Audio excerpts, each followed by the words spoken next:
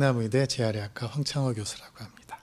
제가 오늘 여러분들에게 말씀드릴 부분은 잠깐 전에 언급됐던 레이저가 림파 부종에 치료가 있을까라는 얘기입니다.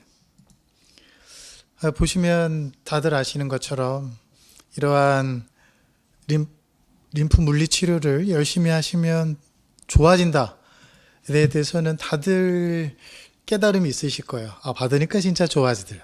그런데 그 밑에 그림처럼 빛을 쏘였더니 좋아지더라 라고 하시면 대부분 고개를 갸우뚱하십니다. 그거를 설명을 드릴게요. 레이저 하면 제일 먼저 떠오르는 게 지금 보시는 그림처럼 스타워즈의 그림을 떠올리시죠? 그래서 레이저를 좀 풀어드리면 인위로 그런 조사체를 발사하고 거기서 나오는 빛을 증폭시키는 게 레이저입니다. 그렇기 때문에 저 그림과 같은 강력한 파괴력을 보일 수 있죠. 근데 여기까지 생각하면 내 아픈 팔다리에 이런 레이저를 쏘인다고 걱정이 많아집니다. 그런데 이 사진을 보시면 이것도 레이저예요. 그래서 아주 오래전부터 요통에 저희가 현재 레이저 치료를 하고 있죠. 그래서 레이저가 아까 보셨던 것처럼 저렇게 무지막지한 것만 있는 건 아니라는 그런 마음 편한 가짐을 제가 알려드릴 수 있고요. 다행히도 작년 3월 달에 정부에서 아래처럼 저출력 레이저를 비보험으로 해서 이렇게 공지를 했습니다. 단 조건이 20분 이상 해야 되고 유방절제술을 받은 환자를 대상으로 해서 허가된 장비를 이용할 경우만 제한을 했죠. 그러면 이 허가된 장비가 뭐가 있느냐? 전 세계적으로 저출력 레이저는 32개 정도가 미국의 승인을 받았습니다. 그러긴 하지만 나머지는 전부 다 피부 미용 쪽에 있고 딱 한 가지만 지금 보시는 화면에 나오는 이 제품만 현재 FDA도 승인을 받았고 한국에서도 보건복지부에서 정해진 제품이란 정해진 기구라 하면 바로 이 기구를 의미하는 것입니다. 그래서 이 기구는 유럽이나 미국이나 일본, 오스트레일리아에서 전부 다 인증을 받은 상태입니다. 그래서 제가 아까도 말씀드렸지만 레이저 치료라고 제가 강의를 하고 다니면 환자분들이 다들 스타워즈를 떠올리시는데 여기 보시면 피부세포 재생, 레이저술 또 옆에 보시면 열심히 팔리는 고가에 100만 원 넘어가는 것도 있죠. 그런 피부 마스크를 제가 먼저 보여드리죠. 이것만 있느냐? 이렇게 뉴스에도 나옵니다. 피부 탄력이 3배 이상 올라간다. 그러는 LED 마스크. 이것들이 전부 다 저출력 레이저입니다. 그렇기 때문에 레이저가 꼭 파괴적인 거라고 걱정하실 필요는 없고요. 그래서 구분해 드리면 영화에 보던 레이저는 지금처럼 살상 무기를 얘기하는 거고요. 의료용으로 쓰이는 저출력 레이저는 보시는 것처럼 단계별로 구분이 되어 있고 모든 의료용 레이저는 1단계 안전한 걸로 되어 있습니다. 물론 이 제품도 의사들이 보시는 것처럼 에너지나 출력이나 전격들을 다 통제해서 처방을 하기 때문에 여러분들의 신체에 위해가 가해질 가능성은 거의 없습니다. 그래서 제가 소개를 하나 해드리면 진짜 레이저가 치료에 쓰이는 거 맞아? 라고 물어보실 수 있죠. 23년도에 유방암 환자에 대한 임파 부종에 대한 최신 논문입니다. 보시면 그 다음에 나올 수술 또 지방 흡입술 약도 있지만 재활 치료에 이렇게 PBM이라고 하는 게 있어요. 이게 바로 무엇이냐? 저출력 레이저 중에서 3세대를 의미합니다. 그러니까 우리가 말하는 레이저를 림파 부종에 쓰인다 함은 바로 이 PBM이라고 하는 제3세대 저출력 레이저를 의미합니다. 저출력 레이저가 전부 다 의료용으로 쓰고 있지만 1세대는 보시는 것처럼 뇌종양처럼 지질 때 쓰기 때문에 임파 부종에 쓰일 수 없고요. 2세대 같은 경우는 광감각제를 몸에 주사해야 되고 활성산소가 나오기 때문에 몸에 유의할 수 있습니다. 그에 반면 3세대는 내인성 감각제가 있기 때문에 주사가 필요 없고 그래서 활성산소도 덜 나오고 그런 장점이 있죠. 그래서 지금 말씀드렸던 3세대 저출력 레이저를 조금 더 소개해드리면 여러분들이 보시는 가시광선이라고 하는 이런 빛이 있고 이쪽 빨간 부분 빨간 부분과 그 옆에 있는 근적외선으로 구성되어 있는 게 바로 3세대 저출력 레이저예요. 빛입니다.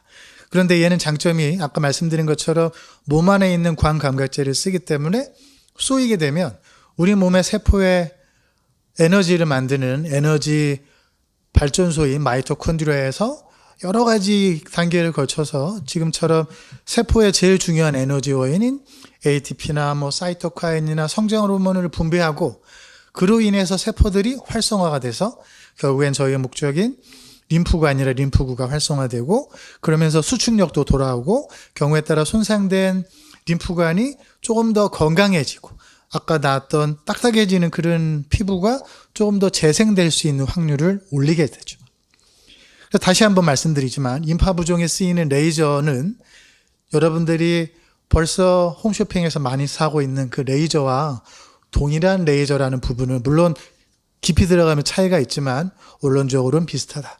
걱정하실 필요가 없다고 말씀을 드리고요. 그래서 그런 부분에서 이제 여러분들이 조금 더 믿음이 생기시려고 하면 지금 보시는 레이저의 광물리학적, 광화학적 현상을 이해하셔야 됩니다. 욕창 환자고 4단계로 굉장히 심한 환자인데 레이저 치료를 저희가 벌써 하고 있은 지가 오래됐고 이렇게 하게 되면 이렇게 상처가 세포가 자라는 걸 볼 수 있어요.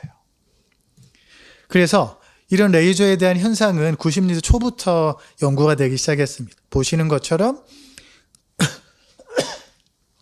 세포를 대상으로 레이저의 강도하고 기간을 조종했더니 살아있는 세포의 생존도에 변화가 생긴다는 걸 발견을 했고요. 두 번째로 더 신기하게 이런 뭉쳐있는 적혈구 세포, 기능이 떨어지면 적혈구가 뭉치거든요. 그런 레이저를 이렇게 쐈을 때는 크게 변화가 없는데 이렇게 결로 쐈더니 그 뭉쳐있던 적혈구가 풀어지면서 그게 끝나도 적혈구들이 기능을 하더라. 신기하죠. 그래서 즉 다시 말하면 이렇게 레이저를 이용해서 세포 내에 레이저의 강도의 어떤 차이를 만들게 되면 보시는 것처럼 세포의 죽음이 줄어들기 시작합니다. 그러면서 세포 손상과 세포 죽음의 필수적인 DNA들의 파괴, 유전자의 파괴가 줄어드는 걸 관찰할 수 있어요. 이게 레이저의 묘미죠. 저출력 레이저의. 그래서 그냥 단순 레이저는 유전자를 손상해서 발암성을 만들지만 그런 세포 내에 에너지의 차이를 만드는 레이저는 거꾸로 세포 내 수리 시스템을 활성화시켜서 세포를 거꾸로 젊어지게 할 수 있다. 라고 말씀드릴 수 있고요. 조금 더 깊이 말씀드리면 여러분이 알고 있는 일직선의 레이저는 사실은 이런 파동성을 띠고 있기 때문에 이렇게 권투로 치면 정기적인 잽을 주면 발암 물질을 유발하지만 이렇게 다양하게 펀치를 훅도 치고 잽도 치고 하면서 이런 파동성 레이저를 주면 세포가 건강해지기 시작합니다. 그래서 이러한 연구를 기초로 90년대부터 상처난 부위에서 이렇게 림프관이 끊어져 있었는데 레이저 치료를 열심히 동물한테 하고 나서 6개월 뒤에 봤더니 끊어졌던 림프관이 이렇게 이어지는 걸 관찰을 했고요. 두 번째로 쥐를 대상으로 이렇게 일부러 이렇게 절단면을 넣어서 임파부종을 만든 다음에 레이저 치료를 했더니 레이저 치료한 그룹은 레이저 치료하지 않은 그룹에 비해서 부종이 줄어드는 걸 알 수 있어요. 더 신기한 거는 임프관이 생성되는 걸 현미경으로 알 수가 있었고 임프관에만 존재하는 그런 물질들이 증가하는 것도 알 수 있었고 또한 이런 림프관 재생에 필요한 신체 내 물질들이 증가되는 것도 관찰하게 됩니다. 이런 것들이 동물에만 있는 게 아니라 사람에게도 있는데요. 보시는 것처럼 한 36개월까지 추적을 해봤더니 레이저 치료를 계속 받는 그룹들은 이렇게 결국엔 부종이 줄어드는 걸 관찰을 하게 됩니다. 그리고 조금 더 이제 양질의 디자인을 가진 연구를 해서 그냥 빛을 쏘인 환자들이랑 레이저 치료를 한 환자들을 비교해 봤더니 12주 동안 레이저 치료를 한 그룹은 계속 좋아지는 걸 볼 수 있어요. 그리고 그 효과가 치료를 중단했는데도 4주 뒤에도 관찰이 되더라라는 걸 알 수 있었고요.